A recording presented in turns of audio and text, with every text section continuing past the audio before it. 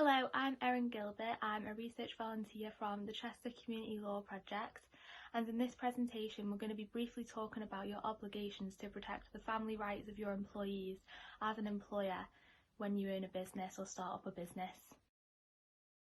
During this presentation we're mainly going to be discussing the Working Time Regulations Act, and this is the legislation in place that prevents workers from exploiting their employees in terms of how long they work. And this legislation applies to workers and employees, workers being anyone who carries out paid work for any company or business, and an employee being someone who's in a contract with that employer, so they're required to carry out the work themselves personally. To break down the Working Time Regulations Act a bit further, on a daily basis, once any of your employees' shifts has exceeded that 6-hour mark, then they're required to a 20-minute break.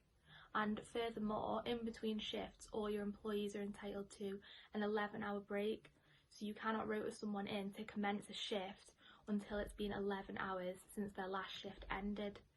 So on a weekly basis, all employees and workers are capped at working 48 hours a week. And just to bust a myth, I think most people believe that they're entitled to 2 days off during the week, usually a Saturday and Sunday. However, you're actually only required to give employees 1 day off per week. So it's at your discretion if you choose to provide more days off weekly, but you are only required to give them at least 1 day off per week. So in terms of annual leave and the whole year, employees are entitled to 28 days of annual leave if they're contracted to do full-time work. So this works out at about roughly 5.6 weeks every year that your employees and workers are entitled to annual leave. Into a bit more detail regarding the 48-hour working week, employees are actually allowed to work more than 48 hours per week on isolated occasions. It only becomes a breach of the Working Time Regulations Act when this becomes more consistent and they work on average more than 48 hours per week for longer than a 16-week period. That's when, as an employer, you would be in breach of the Working Time Regulations Act. So on isolated occasions it's okay, it just can't become more consistent in terms of the average hours that your employees are working. And furthermore, it's up to your employee what they feel comfortable doing. It has to be their genuine decision whether they feel like they're comfortable working more than 48 hours or not. And if they opt out and decide they would like to opt back in for whatever reason, they don't have to give you longer than 3 months notice. Annual leave in the UK actually used to be 4 weeks, but it has since been amended, and now it's actually 5.6 weeks, which works out at 28 days per full-time worker. So that's 20 days annual leave plus the 8 annual bank holidays that we have in the UK. So the Time Regulations Act doesn't require that you roll over any annual leave that hasn't been used by the end of the year. However, if in your contract that you have with your employee states that they're entitled to more annual leave than the 28 days that the Working Time Regulations protects, then any annual leave that they don't use over that amount, it's at your discretion whether you roll that over or not. So for example, if you provide 30 days annual leave and they don't use 2, then they would be allowed to roll that over. And furthermore, you don't have to pay in lieu of giving annual leave. So while we're on the topic of annual leave, I'll just quickly answer some frequently asked questions on this topic. Can you accrue annual leave while on long-term sick leave? Yes, you can.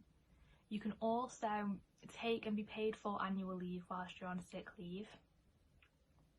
What if scheduled annual leave coincides with being off sick? As an employer, you can't force your employees to take their annual leave while they're off sick, and they can claim back for it at another point in the year when they're back and well again. And what if a worker becomes sick whilst they're on annual leave? So the worker is entitled to be paid sick leave for that period and then use their annual leave another time in the year when they're not sick.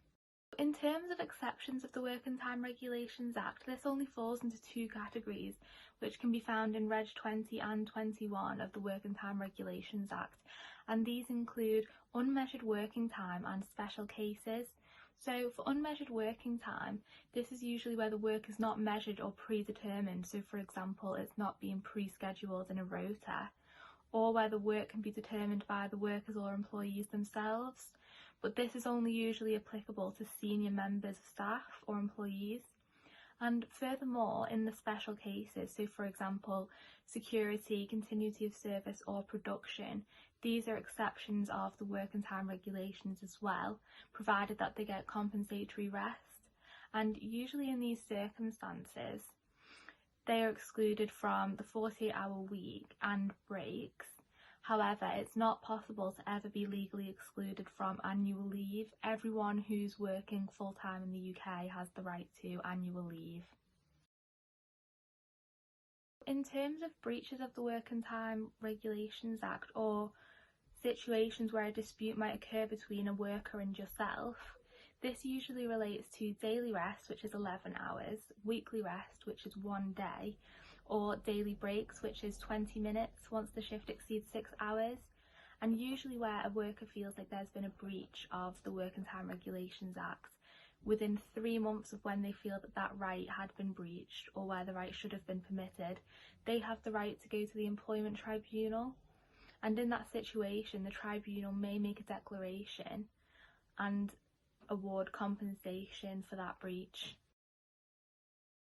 It's very important to consider the Working Time Regulations Act while starting up a new business and employing people to start up a business or a company, because some of the breaches of this act, for example the 48-hour week, if that's becoming more consistent where it exceeds that 16-week cap, then that's actually a criminal offence, and this is also enforced by the Health and Safety Executive and local authorities. So it's really important to bear in mind these regulations and make sure that all employees and workers and yourself as an employer adhere to these regulations. If a worker does make a claim to an employment tribunal and they feel like they've been subjected to detriment because of this, or if another employee or worker supports their claim, for example provides evidence for this claim, and they feel like that they've been subject to detriment, so detriment for example could be a demotion, failure to make a promotion, or a decrease in pay, then this can also be brought forward as a claim to the employment tribunal, and this would be a more serious claim most likely. Or for example, if someone is dismissed because they've brought a claim, or someone who's helped their colleague to bring a claim forward to the employment tribunal, if they've been dismissed, then this would automatically be counted as an unfair dismissal, and these claims and the compensation usually awarded for this type of claim can be very, very expensive and damaging, especially for a new business just starting up. So thank you for watching this brief presentation on the Working Time Regulations Act and how this is relevant to small businesses starting up. I hope you found this presentation very helpful, brought to you by the Chester Community Law Project.